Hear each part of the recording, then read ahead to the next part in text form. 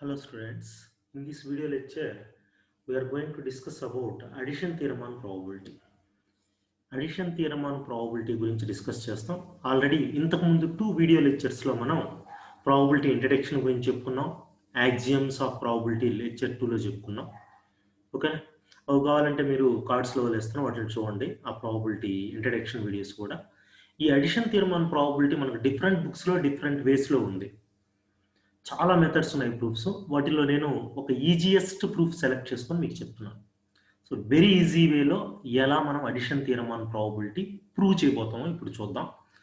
So ఇక్కడైతే statement of addition theorem ఏంటంటే, if S is a sample space and A comma B are any two events in S, then probability of A in and B we need to prove like this: probability of A plus probability of B minus probability of A intersection B. దీన్ని మనం 2 కేసెస్లో prove చేస్తాం. First case ఏంటంటే, case 1 వచ్చేసి when A intersection B equal to 5. A intersection B కానీ 5 అయితే, A intersection B 5 అయితే మనకేమవుతుందంటే ఏకి బికి కామన్ పార్ట్ ఉండదు, కామన్ ఈవెంట్స్ ఉండవు, కామన్ అవుట్కమ్స్ ఉండవు. అంటే మనం ఏ ఇంటర్సెక్షన్ బి 5ని మనం వెన్ డయాగ్రామ్లో ఇలా డ్రా చేసి చూపించవచ్చు. ఇది ఏ అనే సెట్ అనుకుంటే, ఇది బి అనేటువంటి ఇంకొక ఈవెంట్ అనుకుంటే, దిస్ ఇస్ శాంపుల్ స్పేసెస్. ఈ టోటల్ శాంపుల్ స్పేసెస్లో ఈ రెండు డిస్జాయింట్ ఈవెంట్స్ అన్నట్టు, రెండు ఈవెంట్స్ జాయిన్ కావు. సో ఇప్పుడు probability of A union B ఏమవుతుందంటే, then probability of A intersection B మీకు 0. ఎందుకంటే number of elements in A intersection B 5 అంటే A intersection B null set, ఎలిమెంట్సే లేవు. ఏ ఇంటర్సెక్షన్ బి 5 అంటే number of elements in A intersection B 0. A intersection below elements 0 ఉంటాయి. ఇప్పుడు probability కనుక్కోవాలంటే number of elements in A intersection B by total elements రాయాలి. So number of elements in A intersection B 0 by anything 0. So probability of A intersection B 0 అయిపోతుంది. So మనం ఈజీగా ఏం చెప్పొచ్చు అంటే, probability of A union B వచ్చి probability of A plus probability of B. నేను axioms of probability ఇంతకుముందు లెక్చర్లో చెప్పున్నాను. ఆ థర్డ్ యాక్సియమ్ ఆఫ్ ప్రాబబిలిటీ ఏం చెప్తుందంటే, ఏ కామా బి కానీ మ్యూచువల్లీ ఎక్స్క్లూజివ్ ఈవెంట్స్ అయితే, A comma B mutual exclusive events అంటే ఇదే A intersection B 5. A comma B mutually exclusive events means A intersection B 5 అయినప్పుడు డైరెక్ట్గా మనం probability of A union B equal to probability of A plus probability of B అని రాసేయచ్చు. ఓకేనా? అంటే first case nothing to prove అన్నట్టు, very easy. మీరు సింపుల్గా ఫ్రమ్ యాక్సియం 3 అని రాసేయచ్చు. వెరీ ఈజీగా మీరు ఏమని రాయొచ్చు అంటే, దిస్ ఈజ్ ఫ్రమ్ యాక్సియం 3 అని కూడా పెట్టేయచ్చు. From axiom 3 we can easily say probability of A and B is probability of A plus probability of B when A intersection B is 5. So coming to the case 2, second case కి వచ్చామంటే, A intersection B కానీ 5 కాకపోతే, that means A intersection B not equal to 5. A intersection B 5 కాలేదు ఇప్పుడు, అంటే ఏకి బికి common events ఉన్నాయి. సో కామన్ అవుట్కమ్స్ ఉన్నాయి, అంటే కామన్ స్పేస్ ఉంది. మనం వెన్ డయాగ్రామ్లో చెప్పాలంటే, వెన్ డయాగ్రామ్లో చూసామంటే ఇది ఏ, ఇది బి. ఓకేనా? సో ఇది ఏ సెట్, ఏ ఈవెంట్, బి ఈవెంట్, ఇది శాంపుల్ స్పేస్. ఇక్కడ మనకి ఇంటర్సెక్షన్ పార్ట్ ఉంది కదా, ఈ ఇంటర్సెక్షన్ పార్ట్ నేను ఇలా రెడ్తో వేస్తున్నాను. ఈ ఇంటర్సెక్షన్ పార్ట్ని ఏమంటారంటే ఏ ఇంటర్సెక్షన్ బి అంటారు. ఓకే, ఇంటర్సెక్షన్ పార్ట్ కాకుండా ఈ పార్ట్ని ఏమంటారంటే, ఇక్కడ నేను డ్రా చేస్తుండేది ఇలా, ఈ పార్ట్ని ఏమంటారంటే బ్లూతో మార్క్ చేస్తుండేది, దీన్ని బిలో మాత్రమే ఉండి ఏలో లేని పార్ట్ అంటాం. దాన్నే మనం బి మైనస్ ఏ అంటాం. అంటే ఫస్ట్ మనం ఏం ప్లాన్ చేస్తామంటే, ఏ బిని 2 డిస్జాయింట్ ఈవెంట్స్గా రాసుకోవడానికి చూస్తాం, అంటే యాక్సియం 3ని యూజ్ చేయడం కోసం. దానికోసం మనం ఏం చేస్తున్నామంటే, A union బిని first, A union బిని ఎలా రాసుకుంటున్నామంటే, ఏ యూనియన్ బి మైనస్ ఏ అని రాయించా.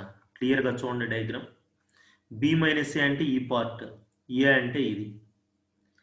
ఏని ఈ బి మైనస్ ఏని క్లబ్ చేస్తే ఏ యూనియన్ బి వస్తుందా? 100% వస్తుంది, అవునా? ఏని ఈ బ్లూ పార్ట్ని. సో ఇప్పుడు ఈ రెండు మళ్ళీ డిస్జాయింట్ ఈవెంట్స్ అవుతాయి. ఏ బి మైనస్ ఏ కలవు, A part B minus A part కలవదు. అంటే ఈ రెండు డిస్జాయింట్ అవుతాయి.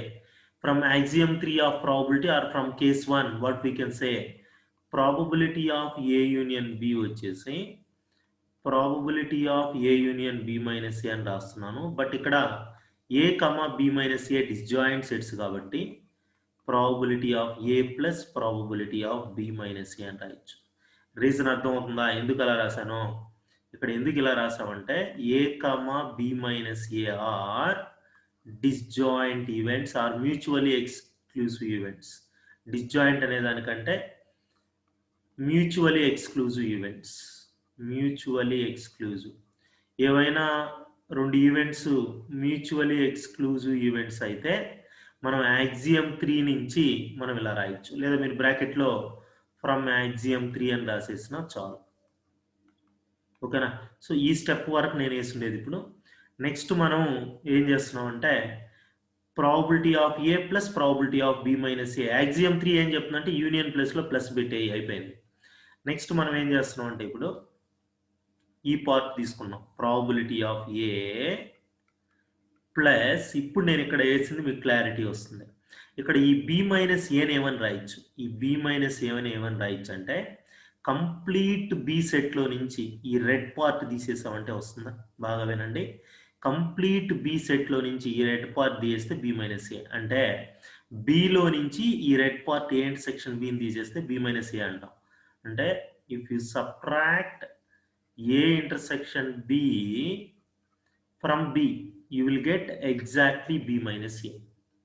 సో మనకు ఒక కర్లరీ ఉంది ప్రాబబిలిటీలో. ఈ కర్లరీ ఏం చెప్తుందంటే సపరేట్గా రాస్తున్నాను నేను. ఆ కర్లరీ ఏం చెప్తుందంటే A comma B are two events, A comma B two events అయ్యి అండ్ ఏ సబ్సెట్ బి అయినప్పుడు ప్రాబబిలిటీ ఆఫ్ బి మైనస్ ఏనేమని రాయొచ్చు అంటే probability of B minus probability of A అని రాయొచ్చు.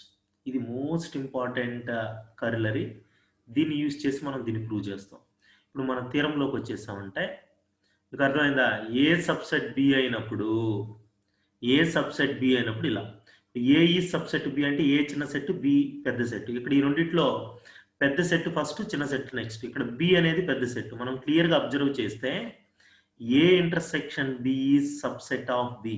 అవునా? చూడండి, ఈ బి సెట్ లోపల ఏ ఇంటర్సెక్షన్ బి అనేది ఒక చిన్న పార్ట్. అంటే ఏ ఇంటర్సెక్షన్ బి ఈ సబ్సెట్ ఆఫ్ బి. ఇలా ఏ ప్లేస్లో ఏ ఇంటర్సెక్షన్ బి ఉంది, బి ప్లేస్లో బి ఉంది. సో ఈ థియరంని మనం యూజ్ చేసామంటే ఆ థియరంని క్లియర్గా, ఏ థియరము ఇక్కడ నేను రాస్తుండేటువంటి ఈ థియరంని క్లియర్గా బి ప్లేస్లో బినే రాద్దాం. ఏ ప్లేస్లో మాత్రం ఏముంది, ఇక్కడ ఏ ఇంటర్సెక్షన్ బి ఉంది. ఏ ప్లేస్లో A intersection B. So A ప్లేస్లో ఏ ఇంటర్సెక్షన్ బి రాసామంటే మనకు finally we will get addition theorem. చూడండి, ఇక్కడ ఈ థియరంలో బి ప్లేస్లో బి అంటే ప్రాబబిలిటీ ఆఫ్ ఏ అలానే ఉంటుంది. ఇక్కడ probability of B minus probability of A intersection B అవుతుంది. సో మనం ఏం ప్రూవ్ చేసామంటే probability of A union B equal to probability of A plus probability of B minus probability of A intersection B అని prove చేసామా? దీన్నే మనం ఏమంటామంటే addition theorem on probability అంటాము.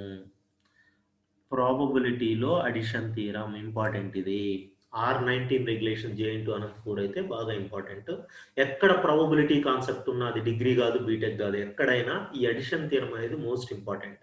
దీనికి మనకు n నెంబర్ ఆఫ్ ప్రూఫ్స్ ఉన్నాయి. వాటిల్లో నేను బెస్ట్ వన్ సెలెక్ట్ చేసి చెప్పాను. చాలా ఈజీగా అర్థమైపోతుంది మీకు. కొంచెం కాన్సన్ట్రేట్ చేయండి. ఎక్కడైనా మీకు డౌట్ ఉంటే ఒక్కసారి రివైండ్ చేసుకొని చూడండి.